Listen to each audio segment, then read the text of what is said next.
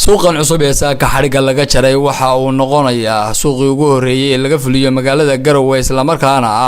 suuq lagu iibiyo kalluunka isla markaana lagu keydiyo waxa uu qayb ka yahay suuqyo badan oo ay wasaaraddu ka fulinaysay magaalooyinka waaweyn ee Puntland dhismaha iyo qalabka kaydinta iyo isticmaalka kalluunka oo ay Puntland ka taageereen hay'ado caalami ah ayaa saaka xarig jarkiisa waxa ka soo qayb galay qaar ka mid ah golaha wasiirada saraakiil maamulka gobolka ka degmada iyo hay'ado caalami ah oo ka socda qaramada midoobay ee duqa degmada Garowe Cabdicasiis Nuur Cilmi Koor oo ugu horreyn halkaasi ka hadlay ayaa ka warbixiyay kanwaankan cusub ee kalluunka muddadii uu soo socday iyo waliba qorshihii lagu dhameystiray suuqa kan waxaan ku mahadcelinaynaa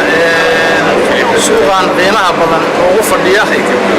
in alla inta ka qayb qaadatay UNDP iyo wasaaradda kalluumaysiga ay ugu horeeyaan dabcan dawladda hoosana howlkan dhismihiisa ayada markii hore ku deeqday oo iska lahayd saddexda qaybood ayaan uga qayb qaadanay maanta wuxuu taagan yahay marxaladda ugu dambeysay oo furitaanka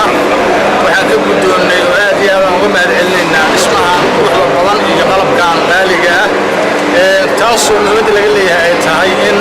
maciishada qaaliga ku ah dadka reer Garowe inay bartaan kana faa'iideystaan kalluunka freshka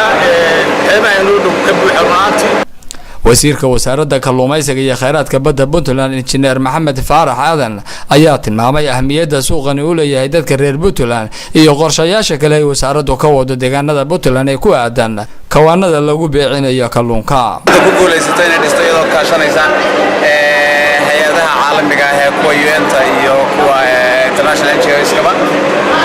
kan ugu muhiimsan ee ku yaala magaalooyinka hadda urban area magaalooyinka waaweyn ku yaala wax dambe oo kalluun oo la tuuraya ma jiraan insha Allah ta'ala waa sii badinayna waxaan rabnaa inaan gaalkacyo iyo qardho kuwa kale oo ku yaala ka bilowsaan uqaabilsamaha qaramada midoobay gargaarka bini'aadanimo ee Soomaaliya Master Philip oo isaguna goobtaasi ka hadlay ayaa tilmaamay kawaankan lagu iibin doono kalluunka isla markaana lagu kaydinayo in loogu talagalay dadka reer Puntland sidii ay uga faa'iideysan lahaayeen kheyraadka baddooda ku jira isla markaana loo heli lahaa kalluun fresh oo la gaarsiiyo dalka oo dhan